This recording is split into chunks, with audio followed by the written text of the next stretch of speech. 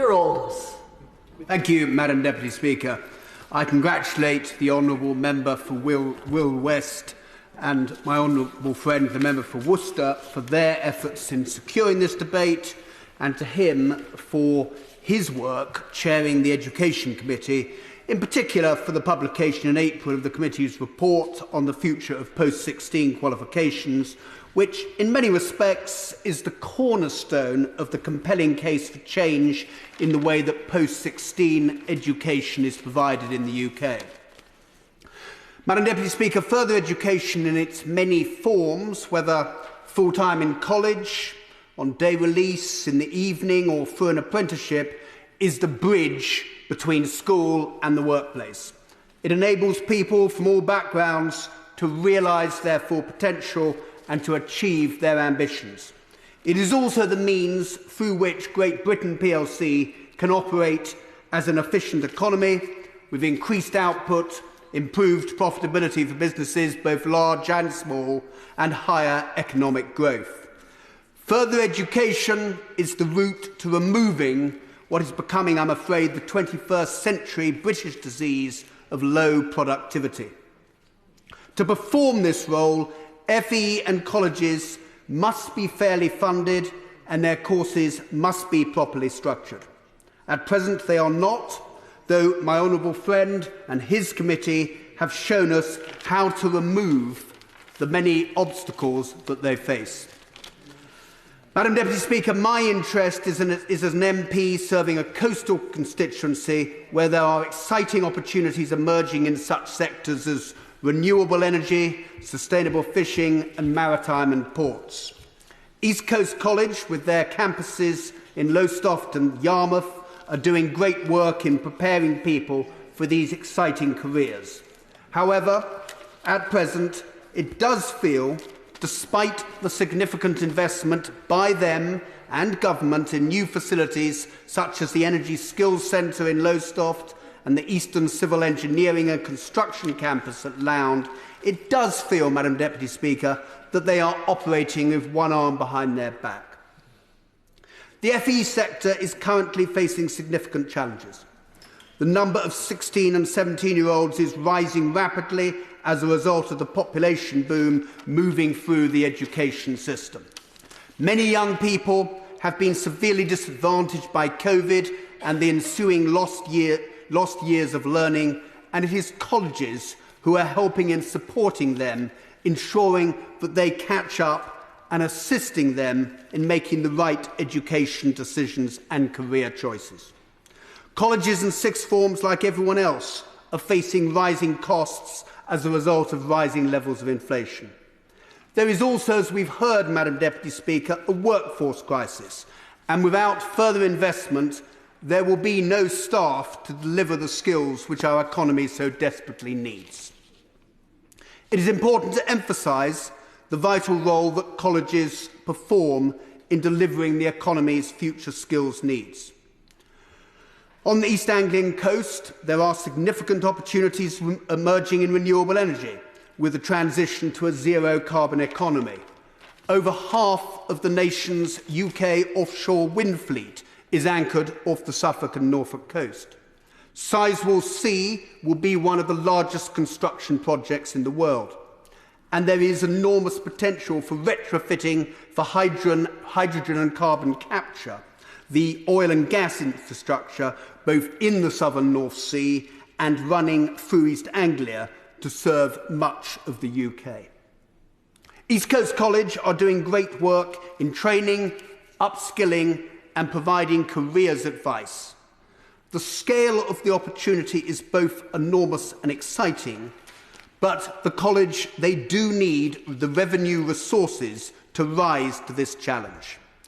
They also face a similar dilemma in the NHS and social care sector, where they work closely with the James Paget University Hospital at Galston and other care providers in the North Suffolk and North East Suffolk and South East Norfolk area.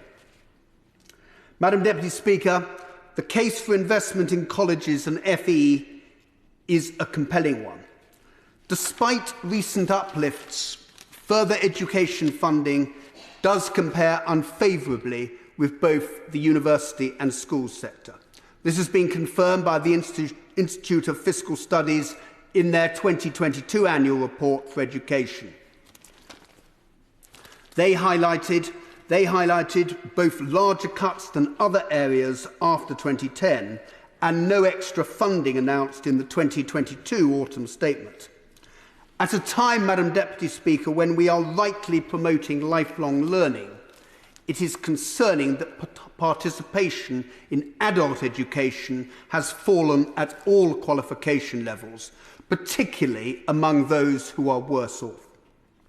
Colleges are facing extreme challenges in terms of the recruitment and retention of staff, which are exacerbated by funding rates rising by less than 3%.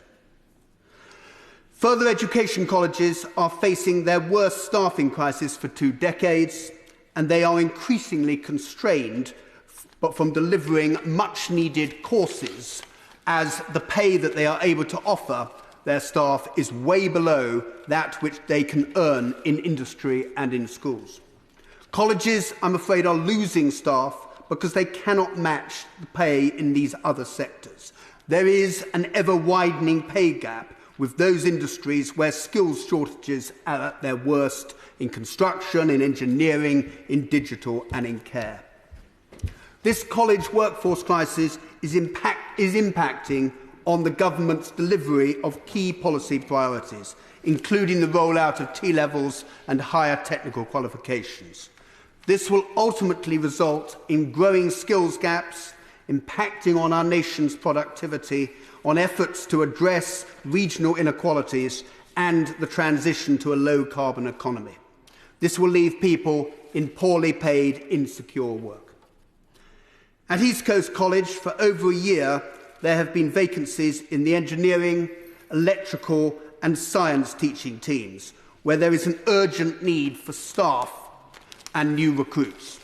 This means that the college have had to restrict teaching where businesses urgently need staff, such as for plumbing and electrician apprentices.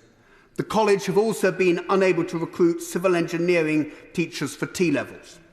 These vacancies are putting enormous pressure on existing staff, who in turn, as matters stand, will be looking at minimal pay increases, with their wages comparing very poorly, as we've heard, with other similar local sectors. Madam Deputy Speaker, if the situation is not addressed, with more funding being provided, the crisis will get even worse at a time that the FE sector has such a vitally important role to play. Madam Deputy Speaker, I chair the all-party parliamentary group for FE and lifelong learning, whose secretariat is provided by the Association of Colleges. They do have a straightforward 5-point plan to address the crisis, which my honourable friend has set out and which I would just re-emphasise. Firstly, raising the 23-24 funding rates in line with inflation, recognising that prices are significantly higher when the 3-year budgets were set in October 2021. This would cost £400 million, and it is in line with what many of us campaigned for ahead of the spring budget. Secondly, as we've heard, there are clear advantages of allowing colleges to reclaim VAT. Thirdly, we need to ensure that 50% of the apprenticeship levy is spent on apprentices at levels 2 and 3 below the age of 25. Fourthly, we need to provide a larger skills fund to support skills in higher priority areas such as low carbon energy and health and care, both of which East Coast College have prioritised. And finally, the DFE should collate evidence on college pay similar to that which it provides for the school teacher review body. Madam Deputy Speaker, I look around and I see gaps everywhere. Not just gaps on these benches, but alarming gaps in our economic and education systems. Gaps that are ever widening. Skills gaps, pay gaps, productivity gaps. We must eliminate these gaps as quickly as possible. And from this debate this afternoon, it is clear that we are united behind, dare I say it, our champion, my right honourable friend, the Minister, in helping to secure the funding that will be the first step that is needed in this vitally important work so that Cinderella really can go to the ball. Thank you. Jane Hunt. Thank you,